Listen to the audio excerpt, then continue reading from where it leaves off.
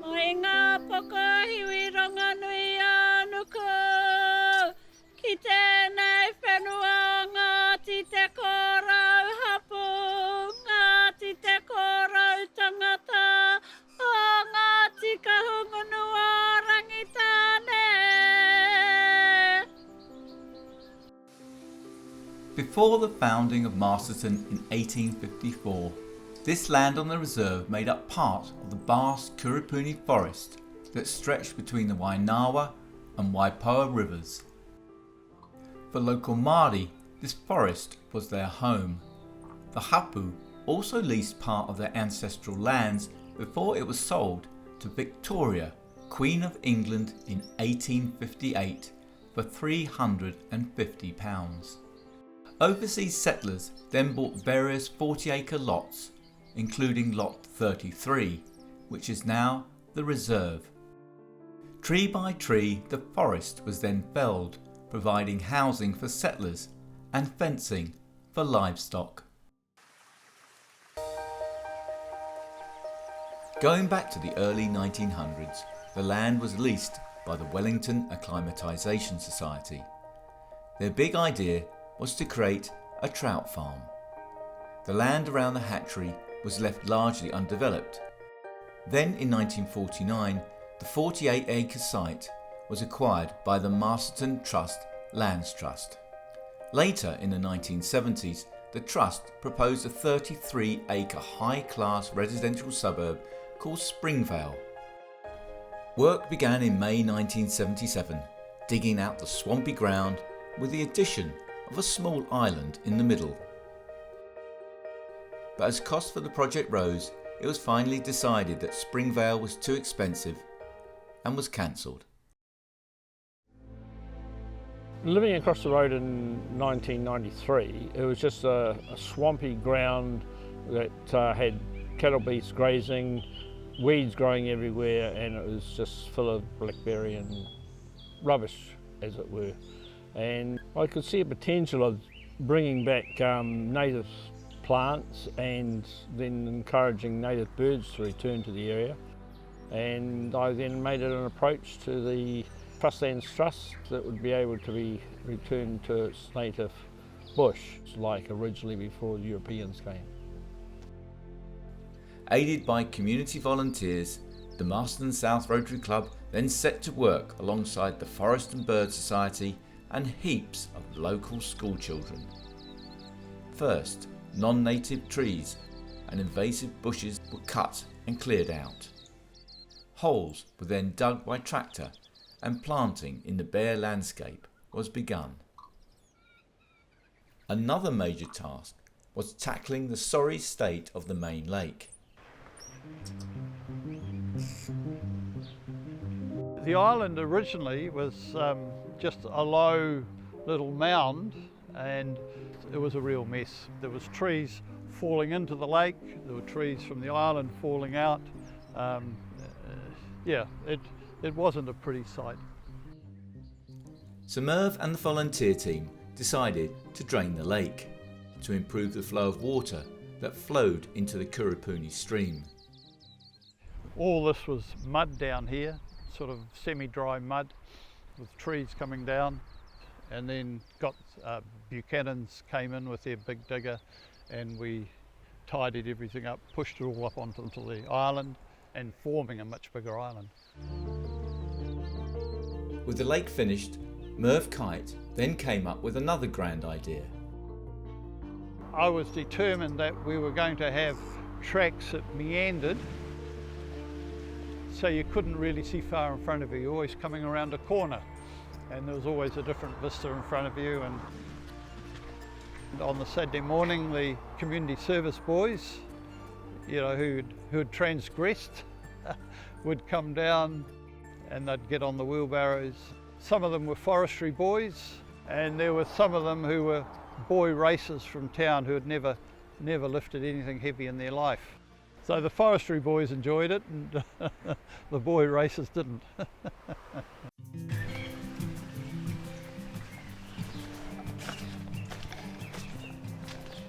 Normally I'd snick these as I walk along. because anything that intrudes on me would intrude on other people as well. So I just keep things a bit trim. But I've done great work on making these paths. And if you were growing just a native forest, just for a native forest, well, of course you wouldn't do this, but there is this aspect that no, we want people to be able to walk around and not get bits stuck in their eye or whatever.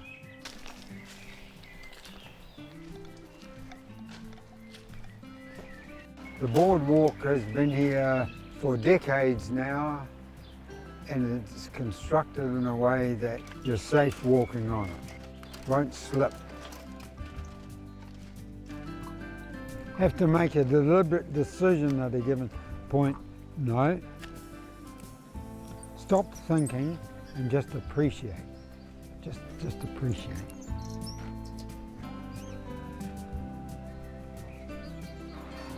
Quack, quack, quack, quack, quack. Quack, quack, quack, quack, quack, quack.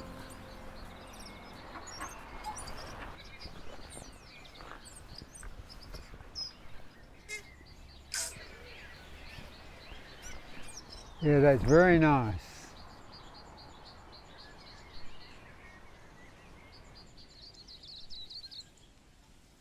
We plant 1,000 to 1,500 plants a year into the reserve. To develop a forest, it does help to have some understanding of the dynamics of it, the fact that you do have to provide shelter for the young seedlings, you do have to consider irrigation, you do have to consider what would naturally grow in particular areas. And so we've got different plants at different ages and stages. That's it. Will it still grow? Yes, it'll still grow. Yay! They were created to grow. I've got a bit of a feel for what goes where and why and when and how. I try and be a bit sensible. But sometimes if other people have planted areas, I think, why did you put that in there? But that's fine. Sometimes I've had to move plants because I just know they are just not going to survive there. But that's fine. People do what they can, and it's great. At different times of the year, if you look round certain trees, you'll see hundreds of seedlings. I would go and pot them up and bring them back here until they were bigger, and then I could plant them around the reserve.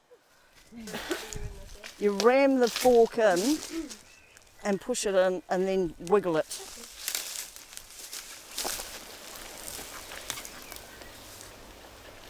Oh, look at that, you're a professional. It's good to keep that soil on there. Don't jiggle the soil off. I'm so pleased about this. It breaks my heart when I see seedlings like that and I haven't got time to rescue them. So this is such a bonus. Oh, I'm all happy.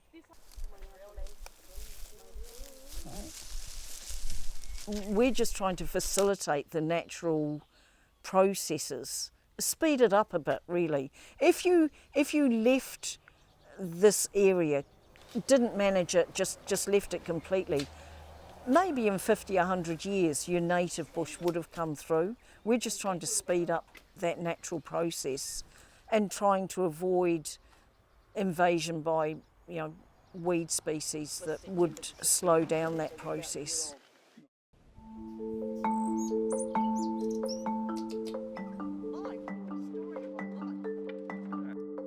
And we're basically looking to line these paths here, and if some could be spread just along here, it gets awfully wet. I think people enjoy working in the working bees.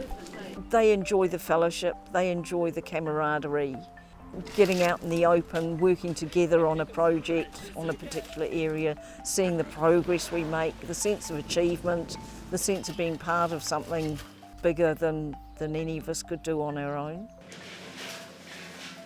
We don't have a system whereby there's a foreman and we tell everyone what to do. We need people who've got the initiative and the enthusiasm to just do what they think needs to be done within reason.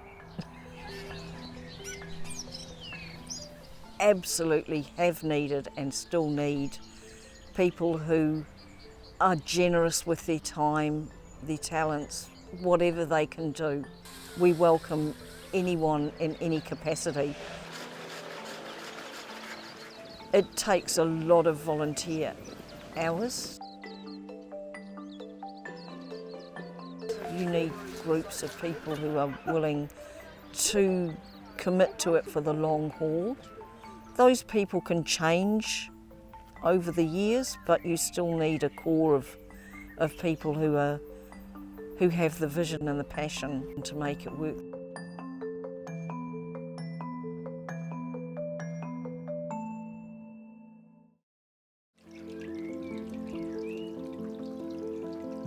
One remarkable feature of the reserve is the earthquake fault line that runs right through it. Its effect is to force underground water to the surface, giving rise to natural springs known as punawai in Māori that weave through the reserve and into the Kurupuni stream. This is one of multiple punawai bubbling to the surface along this fault line or this cliff face where the water pushes to the surface. This is a perfect place for insects, invertebrate, and the food chain starts in places like this, springing forth along this particular fault line in the middle of Masterton.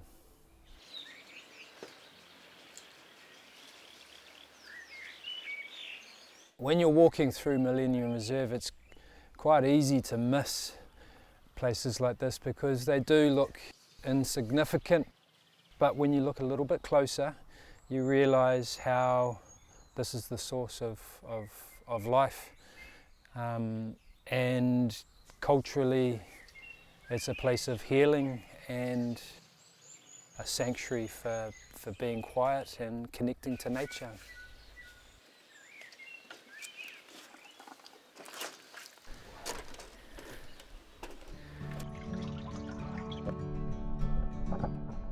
The pure water that flows from the reserve's many punawai provides a perfect ecosystem for native species to thrive, like the koda. Found one. Right in the corner there. Got it. Decent size, but they can get quite a bit bigger. The biggest one I've seen is as big as my hand. They swim with their tail like. They've got the two pincers at the front where they use to feed themselves. And here, probably the top predator, and quite happy in here. So what I'll do is I'll just grab her. I'm just going to put her back. Go for it. All right.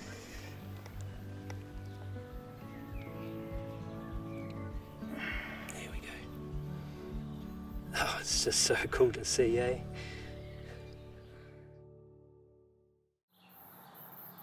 While the naturally occurring springs in the reserve produce pure water, some streams flow in from the outside. We are going to have a look at the quality of the water flowing through here.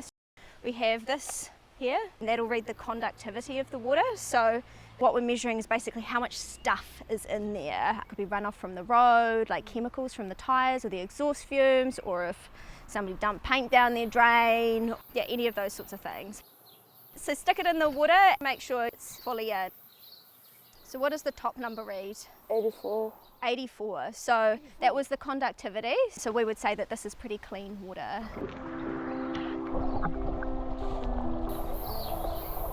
Testing water clarity is crucial too. Excessive sediment can block the gills of fish and eels, impairing their ability to breathe and thrive. This is how we test how clear the water is. What do we think the clarity is going to be like?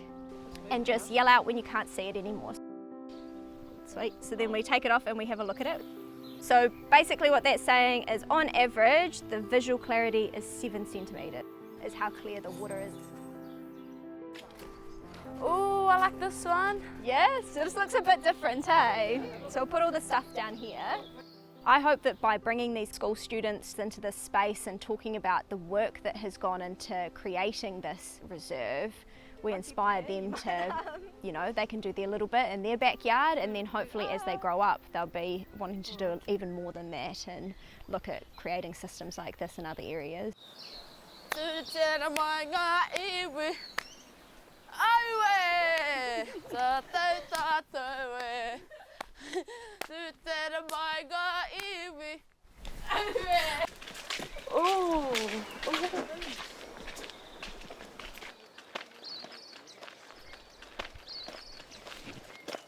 A little bit of depth of leaf litter here. Good humus starting to develop in here. This is a pretty tough act to create a forest on essentially what was pasture. It was a tough place to plant, freezing cold in winter, scorching hot in summer. The early stages of forest restoration is about building up humus. So we have plants that have a lot of leaf drop. Lovely stuff, look at that. Wow. Lots of tree roots right throughout the soil, the root systems from all the surrounding plants. The more time progresses, the more the forest will exert its natural processes. So what will happen while it's very densely planted and there are lots of things popping up here and there, this is going to naturally thin out. Here on the corner of the track we've got titoki. Their biggest role is to provide this canopy at height that in turn are big climax species like kahikatea. If they want their share of light, they have to pierce this lower canopy. In a few hundred years that people will come through and see a big, tall, towering tree, and it's these guys that have actually played their role in producing that.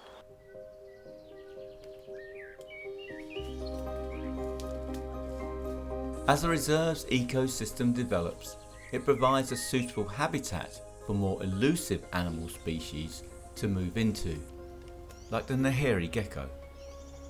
They like to hang out at the edges of branches, at tops of trees, away from cats, most rats and that sort of stuff. They are still predated upon, but they can survive in urban environments fairly well.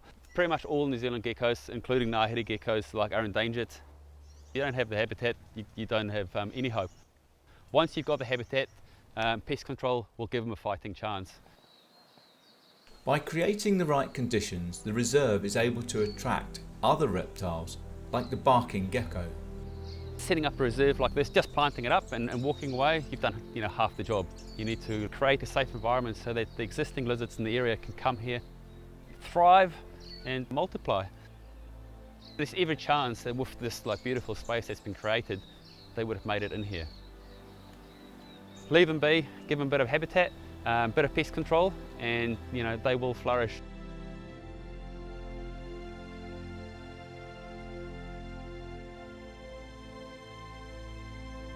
Once you get that balance, then you start creating that self-sustaining system, whereas as humans we can a little bit step back and just enjoy the beauty of these guys.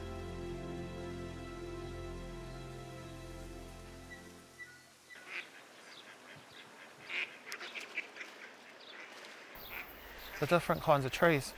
There's a manuka over there, it's right in full bloom, so that's, the white flowers are really prominent. Then get closer, it might have the little green leaves on it, but from here it looks like more almost brown branches. Then tikoka, the cabbage tree, there's a couple of tall ones flowering. It just adds to your ability to be able to recognise trees and plants from a distance, or of course closer. When kids are out and they slow down a bit is when they start to see, rather than just rushing by and there's a tree that looks like a whole lot of other trees. Just being out there is really cool, but extra neat when you start to see things.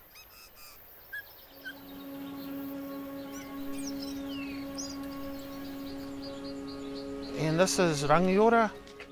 People over time have used it as toilet paper when they're out in the bush because it has a big white leaf, sometimes referred to as bushman's wipe. In the old days, if you were going on a track somewhere and you wanted to attract someone's attention, you could put that down and make it like an arrow, a number of leaves, with the white side up and leave some kind of signal. What would happen if you ate that? You'd probably get a very sore tummy and then be violently ill. That's why it's useful to know which bits you can't use for a certain purpose, and especially that you can't eat. This is ake, meaning forever and ever, and very hard, durable wood. You can make implements and tools where you want a heavy, strong wood that's going to last for a long time. Just give it a tap. You can tell it's really, really hard.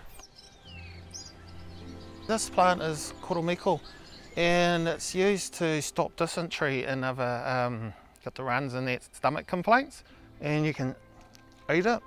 It makes your stomach feel better. And they would actually send a whole lot of this stuff over to the soldiers in the Second World War, so that if they got the runs or anything like that, they'd be able to have some koromiko and it'll fix them up.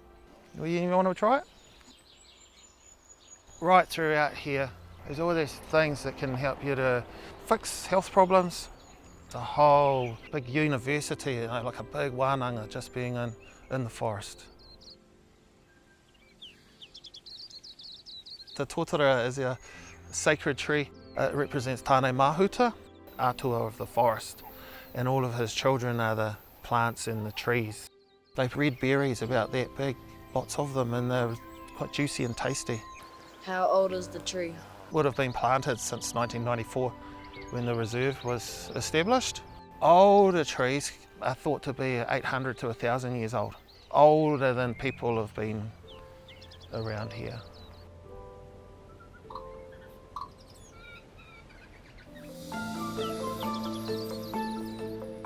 I do think that plants and trees have mauri, they have a life force. Papa Tuanukui under our feet, and then Ranginui, the sky there, and Tamanui Te Rā, the sun just poking through the trees there. It's life. Life together, and you come into somewhere like here, it's just uplifting. It makes you feel good inside. And it's in town. Amazing.